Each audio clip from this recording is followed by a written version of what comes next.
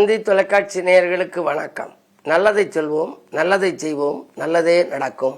இன்று 23/5/2026 சனிக்கிழமை, ஆயில்யம் நட்சத்திரம், காலை 7:54 வரை, பிறகு மகம். இன்றைக்கு நான் உங்களுக்கு சொல்ல இருக்கிறேன் நல்ல கருத்து. எப்படி பேச வேண்டும் அப்படின்னு முன்னோர்கள் அழகா சொல்லி வச்சிருக்காங்க. பொதுவாக திருக்குறளில் ஒன்று, தீயினால் சுட்ட புண் உள்ளாரும் ஆறாதே, நாவினால் சுட்டபாடு. நம்ம ஏதாவது சொல்லிட்டோம் அப்படின்னா எதிரியுடைய மனதை புண்படுத்திடுச்சுன்னா அதனால் விளைவுகள் பல மாதிரி ஆகுமா.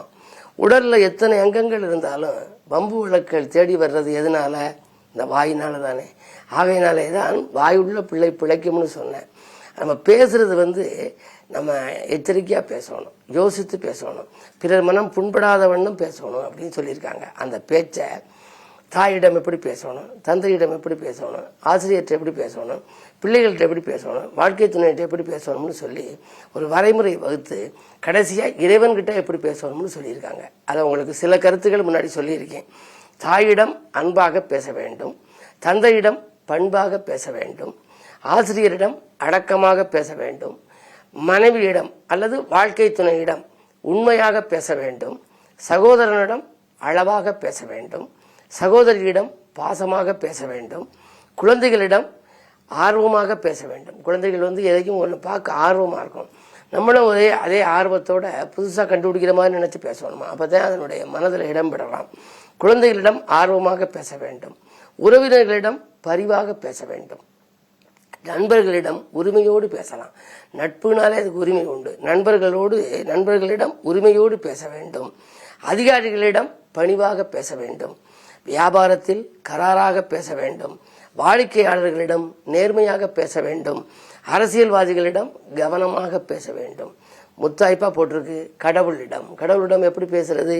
மௌனமாக பேச வேண்டும்னு சொல்லியிருக்காங்க. மனதுக்குள்ளேயே நம்ம தியானம் செய்யணுமா. உதடுக்கு வெளியில கூட அந்த உச்சரிக்கிறது வரக்கூடாதான். அதனால எல்லாவற்றிற்கும் மேலாக உதடுகள் கூட அசையக்கூடாதுன்னு சொல்றேன். ஒரு பாட்டு படிச்சு கும்பிடுறோம் அப்படின்னா கோயிலில் பிறருக்கு இடையூறு இல்லாம மானசீகமான வழிபாடு இருக்கே, அதுக்கு பலன் 100% கிடைக்குமா. ஆகையினாலே கடவுளிடம் மௌனமாக பேச வேண்டும்னு. ஆக எவரிடம் எப்படி பேச வேண்டும் என்பதை அறிந்து கொண்டால் உங்கள் வாழ்க்கையில் சண்டை சச்சரவுகள் வராது, சமாதான கொடி பறக்கும், நல்ல வாய்ப்புகள் இல்லம் தேடி வரும் என்ற கருத்தை தெரிவித்து இன்றைய ராசி பலன்களை இப்பொழுது உங்களுக்கு வழங்கப் போகின்றேன்.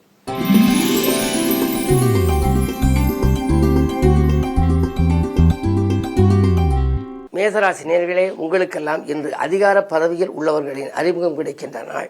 அயல் நாட்டிலிருந்து கூட நல்ல தகவல்கள் வரலாம். இடமாற்றம், வீடு மாற்றங்கள் உண்டு. வருமானம் திருப்திகரமாக இருக்கும். 2லே புதன் இருப்பதனாலே உறவினர் வழியில் ஒத்துழைப்பு கிடைக்கும். இன்று நல்ல நாள்.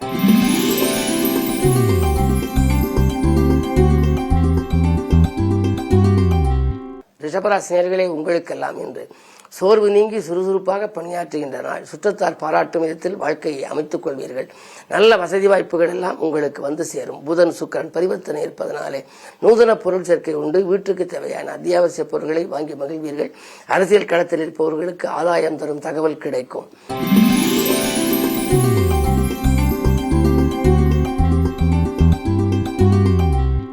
மிதுனராசினியர்களே, உங்களுக்கெல்லாம் குரு சுக்கிர சேர்க்கை இருப்பதனாலே கூட்டு முயற்சியால் வாழ்க்கையில் வெற்றி கிடைக்கின்ற நாள்.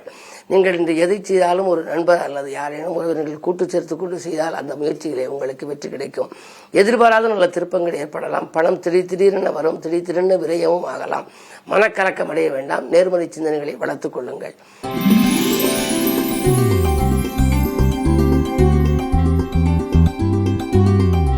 கடகராசி நேயர்களே, உங்களுக்கு இன்று சந்திரன் காலை 7:58 வரை உங்கள் ராசிக்குள் சந்திரன் இருந்தாலும் சொந்த வீட்டிலே சந்திரன் இருக்கின்ற பொழுது நன்மைகள் நடக்கும். எதை நீங்கள் நினைத்தீர்களோ அது நடைபெறும். மங்கள நிகழ்ச்சிகள் மனை தேடி வருகின்ற நாள். மறக்க முடியாத சம்பவங்களும் உண்டு. வரவு திருப்திகரமாக இருக்கும். வளர்ச்சிக்கு வித்திட்டவர்கள் இல்லம் தேடி வந்து உதவிக்கரம் மீட்டுவார்கள். தாய் வழி ஆதரவு உண்டு. அதே நேரம் விரயத்தனத்தில் குரு இருப்பதால் பிள்ளைகளுடைய கல்யாண கனவுகள் அல்லது ஏதாவது சுபகாரியங்கள் இல்லத்தில் நடைபெறுவதற்காக செலவிடும் சூழல் உண்டு. இந்த நாள் நல்ல நாள்.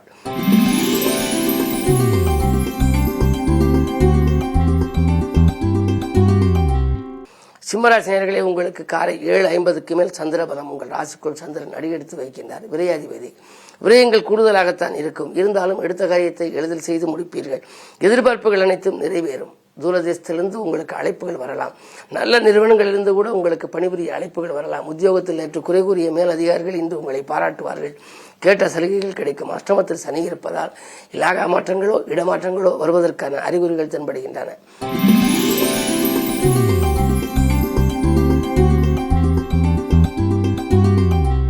கன்னிராசி நேயர்களே, உங்களுக்கெல்லாம் அஷ்டமத்தில் செவ்வாய், ஆரோக்கிய தொல்லை உண்டு. அதே நேரத்தில் எலும்பு நரம்பு சம்பந்தப்பட்ட தொல்லைகள் அல்லது ஜீரண கருவிகள் பழுதாவது சம்பந்தமாக இருக்கலாம். 9ஆம் இடத்தில் புதன் சுக்கிரன் பரிவர்த்தனை யோகம் பெற்றிருப்பதனாலே பொருளாதார விருத்தி நன்றாக இருக்கும். பெற்றோர் வழியில் ஆதரவு உண்டு. நினைத்த நேரத்தில் செய்து முடிக்கும் அளவுக்கு உங்களுக்கு நன்மைகள் கிடைக்கும். ஆடை ஆபரண சேர்க்கை அல்லது நூதன பொருள் சேர்க்கை உண்டு. 7லே சனி இருப்பதனாலே கொஞ்சம் தாமதமானாலும் சில காரியங்கள் தடையின்றி நடைபெற்றுவிடும்.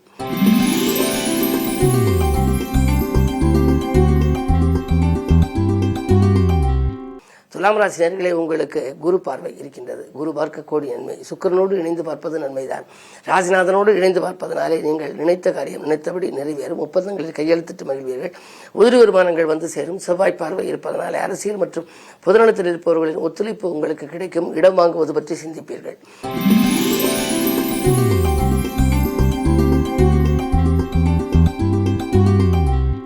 விருச்சிக ராசி நேயர்களே, உங்களுக்கெல்லாம் இன்னும் 2-3 தினங்களிலே குரு பயிற்சி நிகழவிருக்கிறது. 26ஆம் தேதி குரு பயிற்சி. அதற்கு பிறகு குரு உங்கள் ராசியை பார்க்க போகின்றார். இருந்தாலும் இப்பொழுது 8ல் இருப்பதனால இன்றைக்கு ஒரு நல்ல விரயங்களை செய்ய வேண்டும். சுப விரயங்களை செய்தால் வீண் விரயங்களிலிருந்து விடுபடலாம். 4லே ராகு இருக்கிறார். ஆரோக்கியத்தில் கொஞ்சம் கவனம் செலுத்துங்கள். உணவுகளில் கூட நீங்கள் ஆரோக்கியம் சீராக அதற்கேற்ற உணவுகளை உண்பது நல்லது. நினைத்தது நிறைவேறுகின்ற விதத்தில் இந்த மதியத்திற்கு மேல் உங்களுக்கு பணப்புழக்கம் நன்றாக இருக்கும். நீங்கள் நேசித்த ஒருவர் அல்லது உங்களுக்கு வேண்டிய நண்பர் ஒருவர் உங்கள் இல்லம் தேடி வரலாம். வந்து உங்களுக்கு வேண்டிய உதவிகளை செய்து கொடுப்பார். இடம் பூமி சம்பந்தப்பட்ட வகையில் பத்திரப்பதிவுகளில் இந்த தடைகள் அகலும். இந்த நாள் நல்ல நாள்.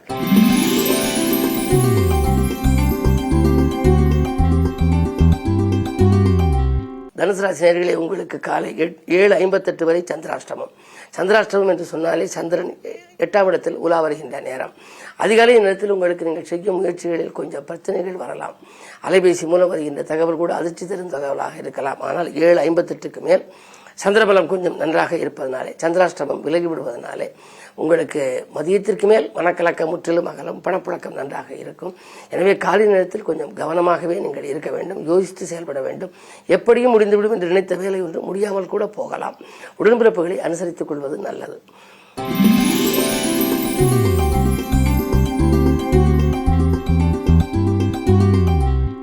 மகர ராசி நேயர்களே, உங்களுக்கெல்லாம் 7:58 காலை நேரம்.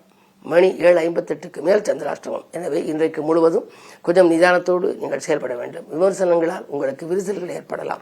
விரயங்கள் கொஞ்சம் கூடுதலாக இருக்கும். யாரையும் நம்பி எந்த பொறுப்பையும் ஒப்படைக்க வேண்டாம். உத்தியோகத்தில் கூட உங்களுக்கு வேலைப்படு கொஞ்சம் கூடுதலாக இருக்கும். நீங்கள் எதையும் நிதானித்து செய்வது நல்லது. அதே நேரத்தில் வழிபாட்டிலும் கவனம் செலுத்தினால் இன்று சனிக்கிழமை அனுமனை வணங்குங்கள், நல்லது நடக்கும்.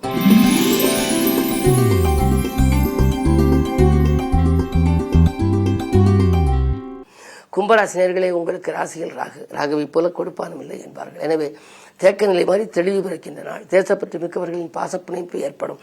2ல் சனி இருப்பதால் கொடுத்த கடன்கள் வசூலாகும்.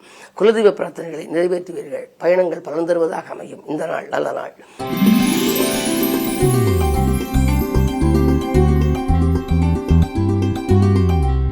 மீனராசினியர்களே, உங்களுக்கு அற்புதமான நாள். இன்று ராசிநாதன் குரு 4ஆம் இடத்தில் சுகஸ்தானத்தில் சுக்கிரனோடு கூடியிருக்கின்றார். எனவே விலை உயர்ந்த பொருட்களை வீட்டுக்கு தேவையான அத்தியாவசிய பொருள் ஆடம்பர பொருட்களை வாங்கி மகிழ்வீர்கள்.